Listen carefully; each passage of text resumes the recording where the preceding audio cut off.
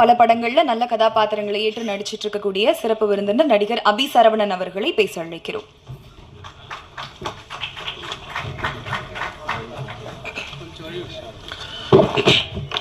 அனைவருக்கும் வணக்கம்.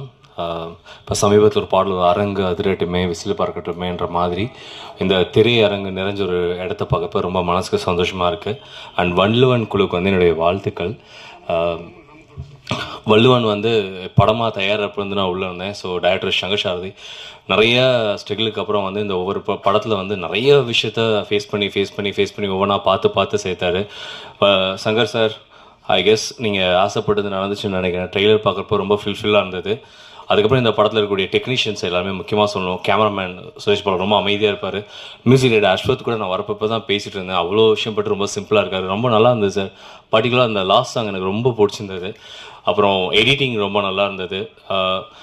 டெக்னீஷியன்ஸ் சொல்லணும். அப்புறம் மேனேஜிங், இந்த படத்தில் வந்து ஒர்க் பண்ண தயாரிப்பு நிர்வாகிகள் எல்லாமே வந்து நண்பர்கள் தான் வந்து குழுவாக சேர்ந்து பண்ணியிருக்காங்க. ஸோ டெக்னிக்கல் வைட்ஸ் பாஸ்கரனாலேருந்து மாரியப்பன் வந்து எல்லாமே ரொம்ப நல்லா பண்ணியிருந்தாங்க. கோஆர்டினேஷனே ரொம்ப அழகாக இருந்தது இந்த படத்தில். அதுக்கப்புறம் ஆர்டிஸ்ட்டு சொல்லணும், சேடன் வாவ், எமோஷன்ஸ் ரொம்ப அழகாக டெலிவர் பண்ணியிருந்தீங்க. எனக்கு அந்த சாங், அந்த லாஸ்ட் சாங் இன்னும் எனக்கு கண்ணிலே நிற்குது. யூடியூப் மேம், எங்களுடைய தமிழ்நாட்டோட ஐஸ்வர்யா ராய்ன்னு சொல்லுவாங்கள, ரொம்ப அழகாக இருக்கீங்க ஃப்ரேமில், இன்னும் அழகாக. இந்த படத்தில் இருந்த டெக்னீஷியன்ஸ் எல்லாருக்குமே என்னுடைய என்ன சொல்லலாம்னா ப்ரேயர்ஸ். இன்னொன்று நீங்கள் நிறைய பெரிய இடத்துக்கு வரணும். அதை தாண்டி ஒரு பெரிய விஷயம் சொல்லணும்னா ப்ரொடியூசர்ஸ் ஷைலு அண்ணா, ராஜு அண்ணா, பாலா அண்ணா எல்லாருமே வந்து ஆஸ்திரேலியன் சிட்டிசன். அவங்க எல்லாமே பார்க்குறப்போ அப்படி தான் பேசுவாங்கன்னு பார்த்தா அப்படி இல்லை.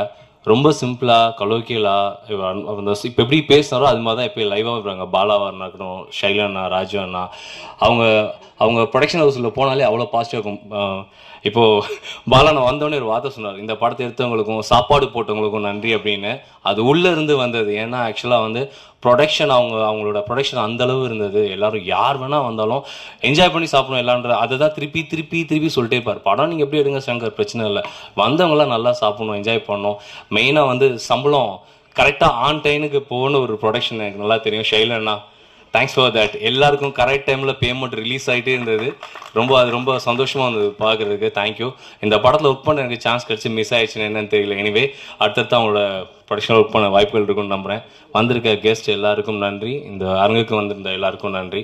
இந்த மாதிரி இன்னும் தேட்டரும் இந்த மாதிரி ஃபுல்லாகி அவங்க கலெக்ஷன் நல்லாகி அவங்க சொன்ன மாதிரி இன்னும் நிறையா படங்கள் எடுக்க அறுபடை வீடு முருகனை நான் வேண்டிக்கிறேன். நன்றி, வணக்கம்.